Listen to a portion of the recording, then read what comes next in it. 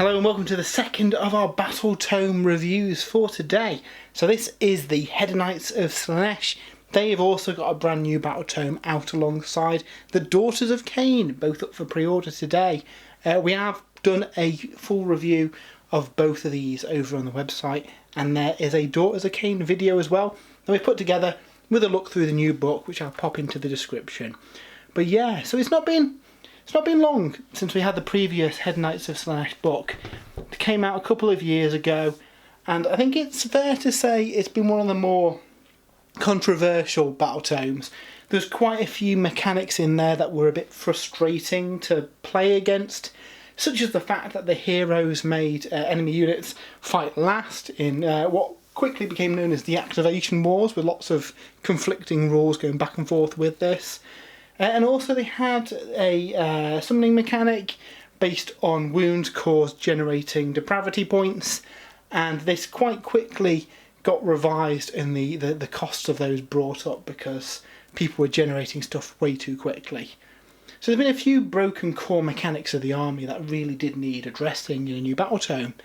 In addition, Slaanesh was a strange one because the Khorne and Nurgle and Tzeentch armies all had a lot of new mortal units that were added to give a lot more flavour and different builds to the army, which is something that the Hedonites of Slaanesh didn't really have. So yeah, with this brand new Battletome, both those things have been addressed. We have got new reworked versions of those rules that were a little bit frustrating to fight against, and we have got a load of really cool new Mortals models, expanding the Slaanesh range and giving you lots of new things to play with. So yeah, thanks to Games Workshop for sending us a copy of this a little bit early to have a look at. So we'll have a dive into it now and have a look at all the changes. So off the bat we jump into all the lore for the Slaanesh units and their background, along with some gorgeous new artwork depicting the new units from the game. And yeah, we pretty much get the full story of what Slaanesh has been up to since the world that was, through to the events in Broken Realms Morathi. So we don't get a lot that covers this time period following that, but we do get confirmation that Slaanesh, or at least a form of Slaanesh, whether it's his offspring or a fragment of his soul or something, has left the prison and is now manifested back in the mortal realms. So yeah, we don't really see much of what happens following that, but it's really cool to see that the lore has advanced and Slaanesh in some form has returned to the realms. Also in this book we get some really cool kind of like pencil art of the various units. Now we've got stuff like this in the Daughters of Cain book, and I really hope that we see this going forward in the other Battletomes because I really like how they've done that in the presentation. As you'd expect from the Battletome as well, we get details of all the various factions and all the new units, just to give us a bit of information on, you know, who they are, what they're up to. In the case of Sigvald, we see what he's been up to since he was humiliated, I think it's safe to say, by a certain troll back in the world that was. But yeah, awesomely gorgeous book.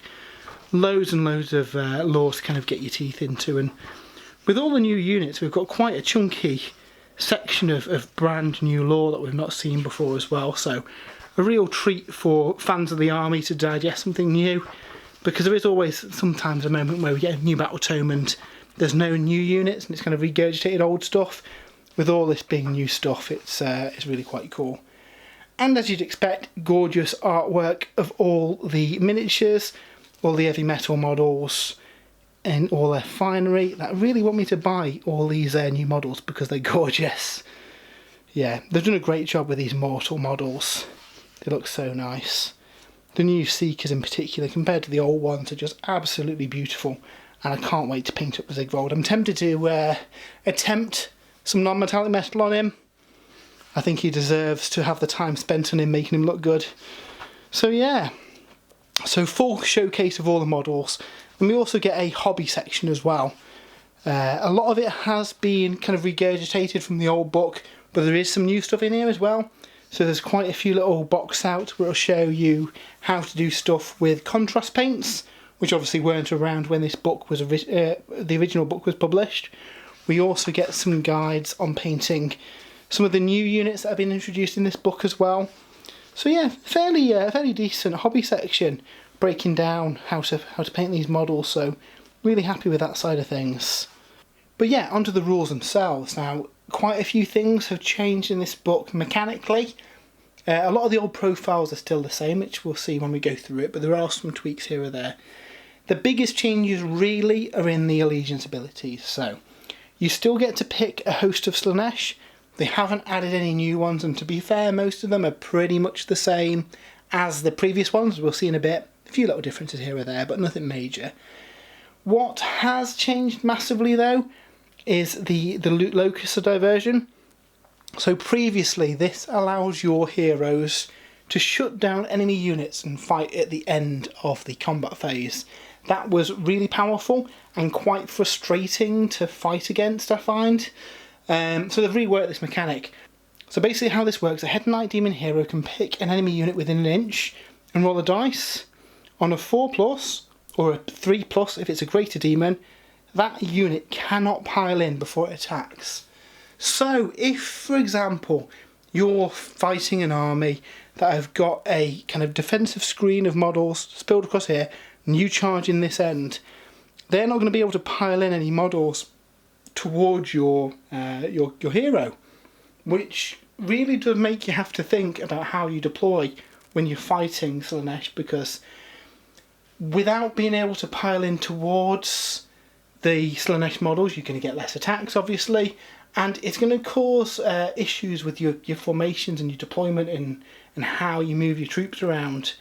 So a wily Slaanesh player will take advantage of that and throw their relatively fragile heroes into big units, be able to do a load of damage to them, but take minimal damage back, which is great because you're not going to get affected by... you're going to hit by as many wounds. You're still going to take wounds for the purposes of Depravity points, as we'll see in a bit. And yeah, it's going to throw your opponent off guard. So we might even see a move away from big lines of troops to maybe tight blocks of troops when you're fighting Slaanesh, just so everything's already in range for combat. So yeah, quite an interesting change. I think that's going to be much nicer to play against as well compared to the old one, which, let's face it, was fairly horrific for some players, just shutting down pretty much the whole army until the Slaanesh players had their way with them. Euphoric Killers is still back. That's exactly the same. A hit of a 6 equals 2 hits, and if you've got 20 more models, it equals 3 hits. So that's not changed. Feast of Depravities, the summoning mechanic has changed though. So previously it was all about dealing wounds that didn't kill the target. That has all changed. It is now based on, in the end of the Battle Shock phase, every unit that has taken a wound or a mortal wound that hasn't been negated, or has less models than it did at the start of the turn, gains you a Depravity point. So all you need to do is basically cause a wound to a unit, cause a mortal wound to another unit, make a unit lose a model in Battle Shock. Lots of little damage across the army will generate you Depravity points. And likewise, anything of that happens on your units will also generate Depravity points. So I do wonder if it might be a good idea to have some cheap, low damage, endless spells, fling them through your own lines in order to cause little bits of damage here or there to generate Depravity points. The summoning costs of the units has come down quite a bit compared to the old book as well, so you only need 12 Depravity points to summon a Keeper of Secrets. And you know what, you could probably do that in a turn if you are clever. Lots of maybe minimum strength units, lots of ranged units that you've got now. There's ways to get extra Depravity points depending on which host that you belong to as well. So yeah, I think it's going to be a case of that you're going to be wanting to take some damage on your Slaanesh force, knowing that you're going to easily generate a second wave that can then clean up and then in turn take damage themselves, and the circle keeps continuing. Yeah, it looks really fun. I'm going to have to get a few games under my belt to see quite how powerful it is. It's definitely going to be easier to gain Depravity points, and your opponent's going to really have to think about how they deal with your force, because they're going to want to focus fire to minimise the Depravity points that you're getting. Obviously with the changes that we've seen to the Locus of Diversion though, you can be quite brave with your heroes and throw them into targets that might otherwise swamp them if they were able to pile in. So yeah, I think this will see some interesting changes in the way the army works. I'm quite looking forward to getting some games under my belt and seeing how that works. So onto the different hosts. These are more or less the same as they were in the previous book. So the Invaders is built around having 3 generals instead of 1. Only one of them gets a command trait, but the others count as being a general for the purposes of rules that interact with that. The downside is they've got to stay 12 inches away from each other, otherwise it shuts down their ability to use those command traits. So, bit of a double-edged sword, it's quite cool. Probably going to be more difficult to manage with your movement and making sure that you keep them away so you're not hindering yourself. So yeah, again, no massive changes from the previous one, that's all pretty much the same. The first real change is how it generates depravity points. So if one of your generals is in enemy territory, you get a depravity point. If all 3 of them are in enemy territory, you get D3 depravity points. So that's come down compared to the old book, but then the whole kind of scaling of the depravity points has changed since the previous book anyway. As for the traits and the artifacts, off the top of my head, these are pretty much identical, with a few little tweaks here or there. I think Delusions of Infability gave you 1 wound rather than 2 last time, and a few little tweaks in the wording here or there, but on the whole, they're pretty much exactly the same. The Pretenders are built around a single leader with 2 command traits, so basically they get a tooled up uber general. They used to have a rule where if you had units of 10 or more models, they got to reroll hits of 1 for melee and ranged attacks. In the new book, this only affects melee weapons. So your Blissbarb archers and stuff aren't going to take advantage of this rule, which is a shame because they'd be amazing if they could. But I think there's so much ranged stuff in this book now, they've just taken that bit out just to make things a little bit easier to play with. But yeah, really cool. Again, no massive changes here. I think Craving Stare is a new one that's replaced an old one. Basically, when you do a battle shock test, you add D3 to the number of models that are lost. That's pretty cool for thinning out some of those enemy units. Other than that, a lot of this is pretty much the same as what we had in the previous book. And then finally, the God Seekers. These are all about being really, really fast. So lots of chariots and seekers and all that fun stuff. They get +1 to their charge rolls, as they did in the previous book. They generate depravity points by making charges. So if your general made a charge, they get D3 depravity points.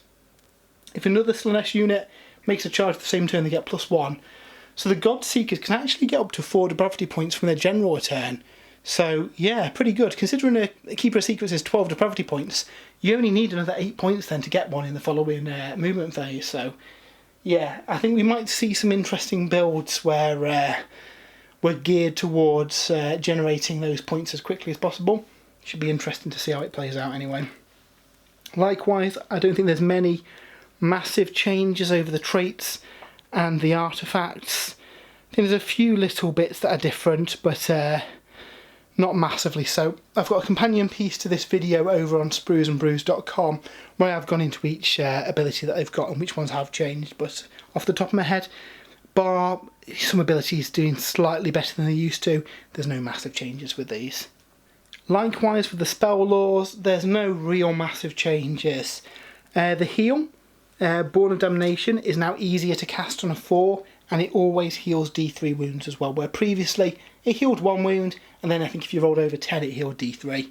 It now always heals D3, which is pretty cool. The Greater Demon and Mortal Wizard spell laws have changed a little bit. So Path of the Dark Prince, casting value of 7, it lets you fly. Progeny of Damnation, you pick a friendly demon Hedonite hero within 6 inches, you can heal him D3 wounds. If it goes off in a 10, you can heal him D6 wounds, so quite a few heals available. And then Slothful Stupor goes off on a 7, pick an enemy hero within 12, they cannot use command abilities, cannot run, and cannot attempt to charge. So some of those they already had, there's a few tweaks here or there. And then the mortal ones, Battle Rapture, You pick a friendly Mortal Slaanesh unit with an 18. You do not take Battle Shock for them. If you roll on a 10, you can pick 3 units, so you've got relatively low bravery on your unit, so being able to stop Battle Shock until your various shenanigans kick in is pretty handy. Judgment of Excess goes off on a 5. Pick an enemy unit within 12. The unit suffers a mortal wound for every 5 models in the unit. If it has fewer than 5 models, it suffers 1 mortal wound. I think that's the same as we had in the previous book. And then Dark Delusions goes off on a 4. Pick a unit wholly within 18 inches. Roll 2d6. If it's greater than their bravery, add 1 to hit rolls for that unit. So I think that used to be a 5 and it's come down to a 4 maybe. So yeah, not massive changes to the spell laws, but still some really good stuff there for hindering your enemy. Thane of Slaanesh is back. It still doesn't cost you any points.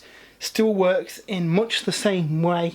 However, it no longer refunds you Depravity points when you've summoned through that. So yeah, that benefit of summoning them through the Thane on your back objective is gone. What does work a little bit better in this book is the Damned Conduit. So basically you can take a mortal wound in exchange to maybe getting +1 to hit.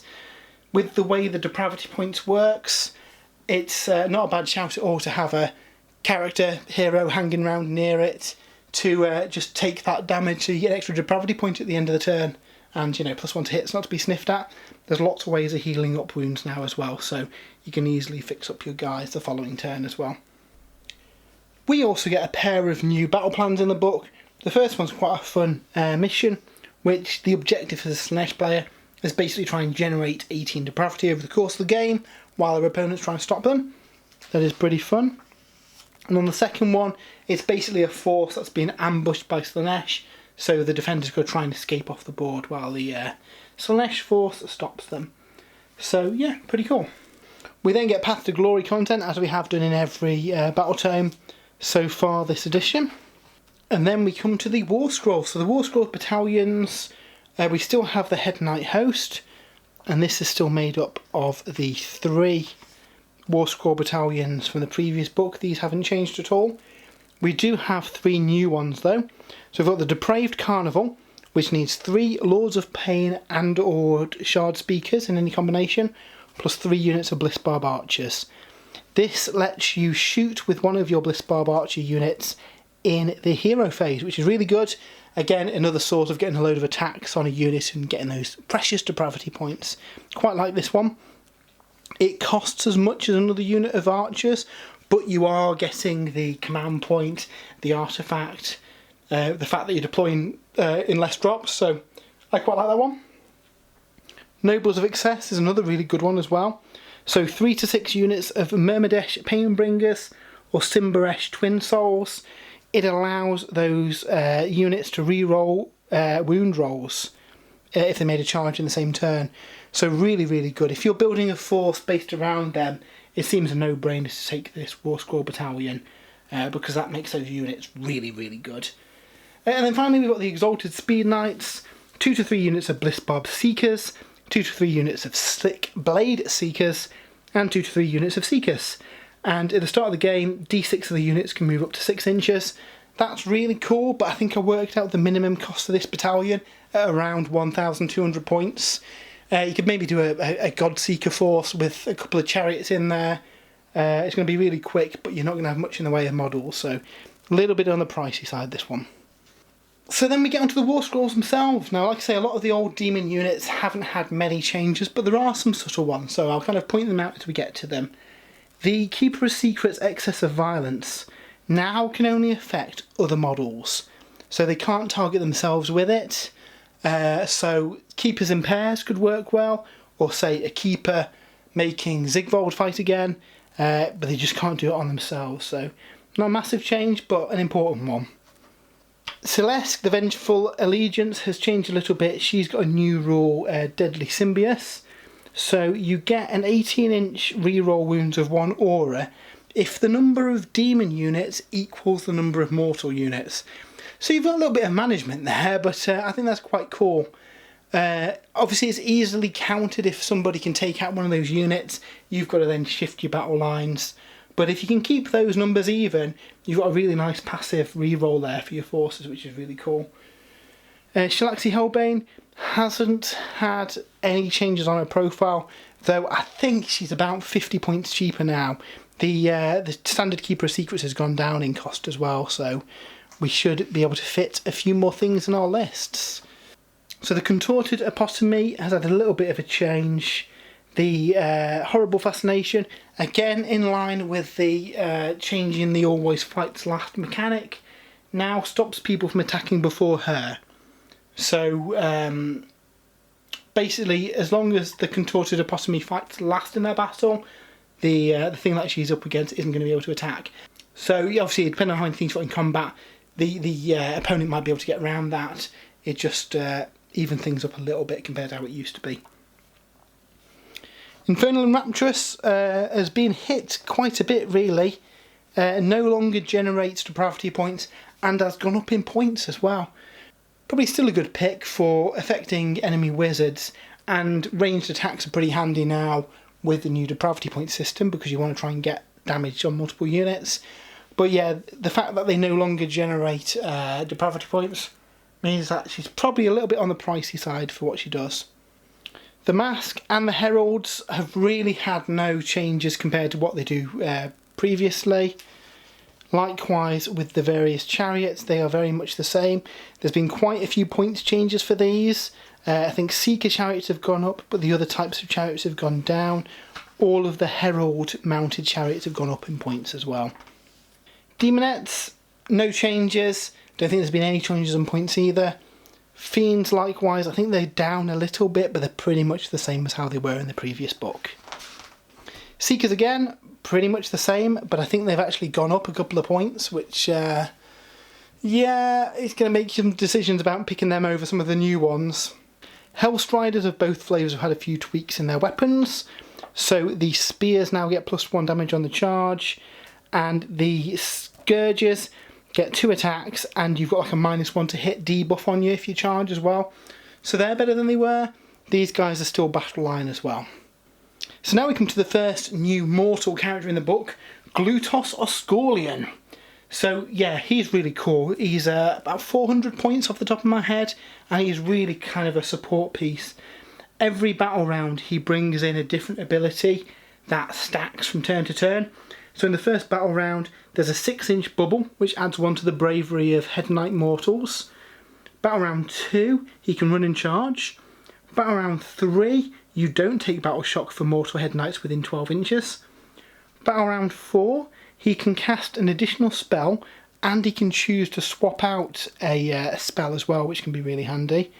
And battle round 5, he can reroll casting, dispelling, and unbinding rolls. So yeah, they're really cool, especially if you do a mortal force. He's going to be a big kind of like linchpin to the army. What's also really cool is the Fog Attempt Temptation. So there's a 12-inch -1 to hit aura around him, so get him deep into enemy lines and they're going to find it harder to fight. He's got 18 wounds with a 3+ save, so he's quite durable as well. It's worth noting he's got companions, so in the same way as Catacross, as he takes damage, he starts to lose his companions. They've all got different abilities. So the Painbringer's Wailing Greatblade can do mortal wounds on a wound of a 6. The Lashmaster can make him reroll charge rolls. The Priestess can give him a 5+ wound shrug, which is again really handy for keeping him in the fight. His command ability is pretty fun. Gorge on Excess. Basically you cast it on a Hedonite unit. If they do damage in excess of the target they've just killed, say if you had, I don't know, a unit with 1 wound left and you caused 7 wounds, they can essentially heal a difference. So any excess wounds that they cause, they can heal themselves with. He can also cast that on himself if he wants to as well, so it's another nice reliable way of getting some wounds back on your guys, especially if you intentionally get them wounded in order to get some depravity points. And then finally he's got another cool spell that really shuts down movement. It goes off on a 7 and it halves movement, charges and run rolls for the enemy unit. So yeah, I really like Glutos. He is probably going to be a must-take in a mortal army, but he is a lot of points at 400, so obviously your mileage may vary. Next up we've got Sigvald. He is a interesting one. He's only got 6 wounds, but he's got a 3+ save, and he ignores all mortal wounds and wounds on a 4+, so he's more durable than he looks on paper. He doesn't have an attack kind of profile. His attack's characteristic is equal to his unmodified charge roll to a minimum of 5. So, you know, if he gets 2 6s for his charge, this guy's swinging with 12 attacks. With -2 rend and D3 damage each, that is an awful lot of damage this guy can put out. And any wounds caused by his weapon cannot be negated. So if you've got any shenanigans that stop wounds from happening, they just don't work against Sigvald. So, yeah, he's pretty much the Nightbringer of Age of Sigmar now, which is really cool. Yeah, he fights at the start of the combat phase as well, if he charges, so yeah, he's really good. I suppose his only weakness is massed ranged fire. Even with his wound ignore, he's only got 6 wounds to chew through, so it is possible to take him out, but he's lightning quick on the charge and can do an awful lot of damage, so yeah, I think, and he's a gorgeous model too, so I think he's going to be included in my list as far as I'm concerned. Next up we've got the Lord of Pain. This is the other new character from the Shadow and Pain box. He's a really cool kind of combat hero. He's got a 1 in 3 chance of bouncing back any damage caused to him as well, so it's a bit of a danger to attack him, and a pretty decent profile too. He's got a command ability that affects mortal Hedonites, where you can reroll hits as well, so yeah, really cool. I like him. Next new unit we've got is the Shard Speaker of Slaanesh. So this is kind of like a defensive wizard, I guess. When he casts a spell, he gets +2 to his save, making him a 3+ save, making him a little bit more durable. He's got a cool ability. He's got a short range, but you pick an enemy unit within 9 inches. On a 3+, you add 1 to wound rolls, which is really cool. And then his spell, Reflection Eternal, makes an enemy unit -1 to wound with a 12-inch range. Pretty good. I like him. His range is a little bit on the short side with those spells, but with some of the other passive to hit and to wound abilities that we've seen, you can really make your opponent struggle with all these modifiers stacking on their models. So yeah, I really like him. Then we've got the Blissbarb Seekers. These are like an elite cavalry unit. They've got 4 wounds apiece, move 14 inches, lightning quick. They can run and still shoot with their frankly ridiculous profile. 3 attacks, hitting on 4s, wounding on 4s, -1 rend and 1 damage. And if they wound on a 6, it causes a mortal wound as well. So yeah, these guys are really cool. I can see them kind of harassing the flanks, doing some mortal wounds onto any pesky units to get the Depravity toll up. Yeah, these guys are pretty cool. If you prefer fighty Seekers though, you've got the Slick Blade Seekers. These are pretty much the same but built for combat, so they can run and charge, and the mortal wound ability is on their spears, and that is in addition to any other damage as well. So again, get these guys in. I think I prefer the bow armed ones, but these could easily take out a I don't know, a fragile character that gets into the wrong position. These guys can just hurtle across the battlefield and get him turn 1 perhaps. Yeah, they're pretty good. Myrmidesh Painbringers are the first new elite unit that they've got. If you've got a Lord of Pain, these become battle line as well, so you can build a full mortal based army if you want to, which is cool. Yeah, they're quite tanky. They've got 2 wounds apiece, a 4+ save, and they can re-roll their saves as well. In combat, they're no slouches either, with 2 attacks, hitting on 3s, wounding on 3s, -1 rend and 1 damage. Any wound of 6 does a mortal wound in addition to any other damage. So yeah, they're pretty nice, especially if you have them in that detachment that re-rolls wounds as well. They're going to cause quite a lot of pain. If you want something slightly more offensive, however, you go for the Simberish Twin Souls, who've got an extra attack on their profile and do extra damage. They haven't got much in the way of rend, but yeah, they can throw out an awful lot of attacks. You get to pick an ability for them as well each turn, either to reroll hits or to ignore wounds and mortal wounds on a 5+, so basically disgustingly resilient. So yeah, I like both of them, and again, they are also battle line if you've got a Lord of Pain as your general. The next new infantry unit we get are the Blissbarb Archers. These are really cool. They are battle line 2. You don't have to take any characters to make them battle line, they're just base battle line. And they're basically a quick archer unit. They can run and shoot. They get 2 shots each. With 1 rend, it's pretty good. So I can see people taking 3 units of Blissbarbs as their battle line and just peppering the enemy with fire to get those depravity points up. Again, they're pretty quick being able to run and shoot as well, so they can get around the table. Yeah, really like these guys. We then got the Slangor Fiendbloods. I really like the models. I'm not sure if they're as good as some of the other units in the book, but they are gorgeous. They do a lot of damage in combat. They've got 3 attacks if they charge to get an additional attack. They're only hitting on 4s, but there's ways around that. Wounded on 3s, -1 rend, 1 damage. Where they really shine is at the end of the combat phase. You roll the dice for each of them. Each 4+ causes a mortal wound. Pretty good. Downside is they've only got a 5+ save and only got 3 wounds, so for the points, and I think they're quite expensive point rise, I don't think they're as likely to get into combat as some of the other units, which is a shame because I really love the models. So yeah, it's an interesting one with them. I think you're probably better off with the Painbringers and the Twin Souls, but I'm sure there'll be some players who've had a cunning role for their Slangors. I'm going to get some anyway to paint up because they look cool. We then have the Dread Pageant, which is the Underworld Warband.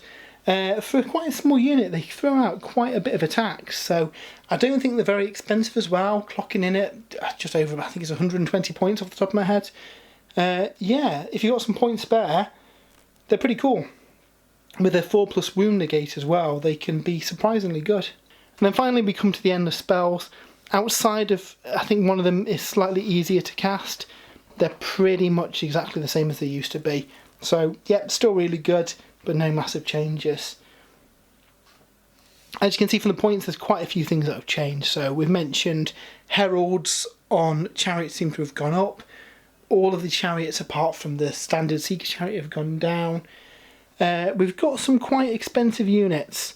So the Slickbade Seekers at 200 points are quite expensive, as are the Fiendbloods at 140. Can be taken in units of 9 though, which is pretty cool, but I don't know, I just think you could probably get more points in other places in this book. Blissbarbs at 160 for 11 is pretty cool as well. I think we're going to have more elite Slaanesh armies made up of multiple smaller units, which is good. It adds a bit of variety. You can still go heavy demonettes if you want, and you know, obviously there's builds that do reward you having those big units. So yeah, that's what I wanted to see from this book. More ways of building your army and less revolving around Keepers of Secrets shutting down people from fighting, because it really wasn't fun for anyone. I'm really happy with what they've done here. It kind of ticked all the boxes for kind of fixing those few problems that did exist in the current book and added lots of fun new stuff. So obviously in a perfect world we'd probably have a Daughters of Cain versus Slaanesh battle report going, but due to the pandemic obviously we can't do that. Hopefully when the world returns to normal we'll get some battles going between these two new armies. Like I say, we've also got a full write-up of this book over on spruesandbrews.com, so if you are interested in kind of the changes and what the various units do, I've got a full write-up on there going into all those details. But yeah, that was a quick look at the Hedonites of Slaanesh Battletome, up for pre-order today. Really fun book, and yeah, I'm really looking forward to rolling some dice and playing some games with it at some point. So yeah, thanks a lot for watching, and I hope to see you soon.